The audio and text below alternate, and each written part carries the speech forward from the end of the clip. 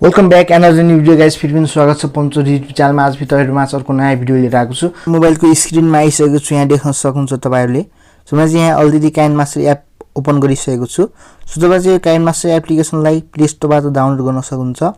so आज पनि म तपाईहरुलाई चाहिँ कसरी चाहिँ इन्ट्रो बनाउने आफ्नो युट्युब च्यानलको लागि त्यो सिकाउन गइरहेको छु सो तपाईहरु चाहिँ भिडियोलाई चाहिँ स्किप नगरी फुल वाच गर्नु होला भन्न चाहन्छु सो तपाईहरु चाहिँ यहाँ देख्न सक्नुहुन्छ क्रिएट न्यू भन्ने अप्सन यसमा टच गर्नु र यहाँ 16:9 एक्सपेक्ट रेशियोलाई चुज गर्नु र यहाँ माथि रहेको छ राइट कर्नरमा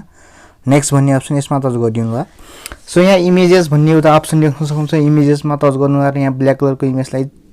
चुज गर्नु र यहाँ माथि राइट कर्नरमा रहेको छ क्रसको आइकन यसमा टच गर्नु होला सो यहाँ देख्न सक्नुहुन्छ हाम्रो यो ब्ल्याक कलरको इमेज आइसकेको छ अब यसलाई टच गर्नु र यसको टाइम ड्युरेसनलाई चाहिँ यसरी 16 सेकेन्डको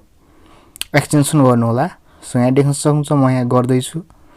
यसरी 16 सेकेन्डको एक्सटेन्सन गरेर तपाईहरु चाहिँ यहाँ यसलाई प्लेटलाई स्टार्टिङमा ल्याउनु र यसलाई राइटमा टच गरिदिनु होला सो यहाँ चाहिँ तपाईहरु चाहिँ आफ्नो युट्युब च्यानलको लोगो एड गर्नुपर्ने हुन्छ सो लेयरमा टच गर्नु र यहाँ मिडियामा टच गर्नु होला आफ्नो युट्युब च्यानलको लोगोलाई सिलेक्ट गर्नु होला सो यहाँ देख्न सक्नुहुन्छ मेरो युट्युब च्यानलको लोगो सिलेक्ट भइसकेको छ अब यसलाई पनि जुन ब्ल्याक कलरको इमेज छ त्यही साइजमा बराबर पार्नु होला यो लोगोलाई पनि अनि यहाँ स्टार्टिङमा ल्याएर राइटमा टच गरिदिनु होला सो अब यहाँ चाहिँ तपाईहरु चाहिँ एउटा इन्ट्रो टेम्प्लेट युज गर्नुपर्ने जुन इन्ट्रो टेम्प्लेटको लिंक तल डिस्क्रिप्सनमा छ त्यहाँ तपाईहरु चाहिँ डाउनलोड गर्न सक्नुहुन्छ सो त्यो इन्ट्रो टेम्प्लेट युज गर्नु भने कुनै पनि कपिराइट क्लेम र कुनै पनि कपिराइट स्ट्राइक आउँदैन मजाले युज गर्न सक्नुहुन्छ सो अब तपाईहरु चाहिँ लेयरमा टच गर्नु र यहाँ मिडियामा टच गर्नु होला सो आफूले डाउनलोड गरेको त्यो इन्ट्रो टेम्प्लेटलाई सिलेक्ट गर्नु होला सो म यहाँ डाउनलोडमा टच गरे सो यहाँ देख्न सक्नुहुन्छ यहाँ रहेको छ मैले यहाँ चुज गरे अब यहाँ स्प्लिट स्क्रिनको आइकनमा टच गर्नु र यहाँ फुल स्क्रिन गराउनु होला अनि यहाँ राइटमा टच गर्नु होला अब तपाईहरु चाहिँ यो टेम्प्लेटमा टच गर्नु होला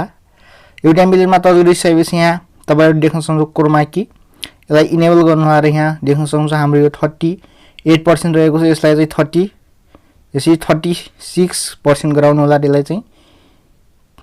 यसरी तपाईहरु चाहिँ यसलाई चाहिँ 50 नै राख्नु होला सो यसलाई चाहिँ अझै इन्क्रिज गर्नु होला सो मैले चाहिँ यहाँ 44 गराए यहाँ देख्न सक्नुहुन्छ 44% गराउनु होला यहाँ राइटमा टच गर्नु होला सो यहाँ देख्न सक्नुहुन्छ हाम्रो यो यहाँ चाहिँ राम्रोसँग रिमुभ भएको छैन यहाँ देख्न सक्नुहुन्छ फेरि क्रोमा कीमा टच गर्नु होला यहाँ टच गरिसकेपछि तपाईहरु चाहिँ यहाँ बाइ डिफल्ट यहाँ ओरेन्ज कलर चाहिँ रिमुभ भएको छ यहाँ चाहिँ ग्रीन कलर सिलेक्ट गर्नु होला सो ग्रीन कलर सिलेक्ट गरेर यहाँ राइटमा टच गरिदिनु होला सो यो चाहिँ हाम्रो राम्रोसँग यहाँ ग्रीन कलर रिमुभ भइसकेको छ यहाँ हाम्रो लोगो चाहिँ राम्रोसँग एडजस्ट भएको छैन लोगोमा टच गर्नु होला र यसलाई लोगोलाई मिलाउनु होला यहाँ देख्न सक्नुहुन्छ सो यहाँ देख्न सक्नुहुन्छ यसरी मिलिसकेको छ अब यसलाई राइटमा टच गर्नु होला सो यहाँ हाम्रो यो लोगो चाहिँ अलिकति लामो रहेको छ यहाँ देख्न सक्नुहुन्छ यसरी टेम्प्लेटको साइजमा ल्याउनु होला यो ब्याकग्राउन्डलाई पनि यो टेम्प्लेटको साइजमा ल्याएर यहाँ राइटमा टच गर्नु होला सो यहाँ देख्न सक्नुहुन्छ अब यहाँ चाहिँ हामीले आफ्नो च्यानलको नेम एड गर्नुपर्ने हुन्छ सो नेम एड गर्नको लागि तपाईहरु चाहिँ लेयरमा टच गर्नु होला र यहाँ टेक्स्टमा टच गर्नु होला आफ्नो च्यानलको नाम के हो त्यो टाइप गर्नु होला जसै म आफ्नो च्यानलको नेम यहाँ टाइप गर्न गइरहेको छु अनि ओके गर्नु होला अनि यसलाई ड्र्याग गरेर तल ल्याउनु होला यसरी तल ल्याइसकेपछि यहाँ डबल ए को अप्सन देख्न सक्नुहुन्छ यसमा टच गर्नु होला र आफुलाई मन लागेको कलर चुज गर्न सक्नुहुन्छ जस्तै म डिस्प्लेमा टच गरे नुसिफर रेगुलर मैले यहाँ चुज गरे फन्टलाई अनि यहाँ क्रसको आइकनमा टच गर्नु होला यसलाई हल्का सानो पार्नु होला र यसको कलरलाई चेन्ज गर्नु होला यो कलरको आइकनमा टच गर्नु होला र आफुलाई मन लागेको कलर चुज गर्न सक्नुहुन्छ जसले यहाँ राइटमा टच गर्नु होला सो देख्न सक्नुहुन्छ अब तपाईहरु चाहिँ यसको एनिमेसन दिनु पर्ने हुन्छ तपाईको टेक्स्टको सो इन एनिमेसनमा टच गर्नु होला र फेरि एनिमेसनलाई चुज गर्नु होला र 1.5 स्पिड राख्नु होला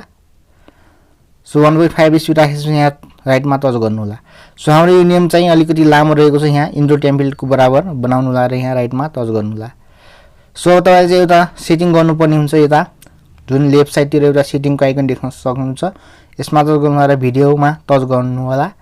अनि यो video fade out end of प्रोजेक्टलाई इनेबल गर्नु होला र यसको टाइमिङलाई चाहिँ 1 राख्नु होला यसरी सो 1 राखेर यहाँ क्रसको आइकनमा टच गर्नु होला सो यो चाहिँ तपाईको चाहिँ यो रेडी भइसकेको छ अब म तपाईलाई चाहिँ प्ले गरेर देखाउने छु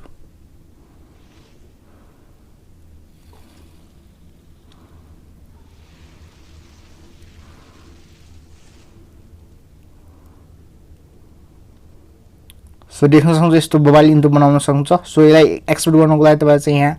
एरो मात्र गर्नु होला र यहाँ यसको बिट रेटलाई हाई राख्नु होला अनि सेभ गर्नु होला सो आजको इन्ट्रो कस्तो लाग्यो कमेन्ट्समा कमेन्ट गर्नु होला सो आजको भिडियो यति नै थियो आई होप तपाईलाई चाहिँ भिडियो मन पर्यो होला यदि भिडियो मन पर्छ भने लाइक कमेन्ट गरिदिनु होला च्यानलमा नयाँ हुनुहुन्छ भने सब्स्क्राइब गरेर सँगै आउने बेल आइकनलाई प्रेस गरेर अल भन्ने नोटिफिकेसन अन गरिदिनु होला ताकि यस्तै नयाँ भिडियो तपाईहरुमा लिएर आउने छु सो थ्यांक यू गाइस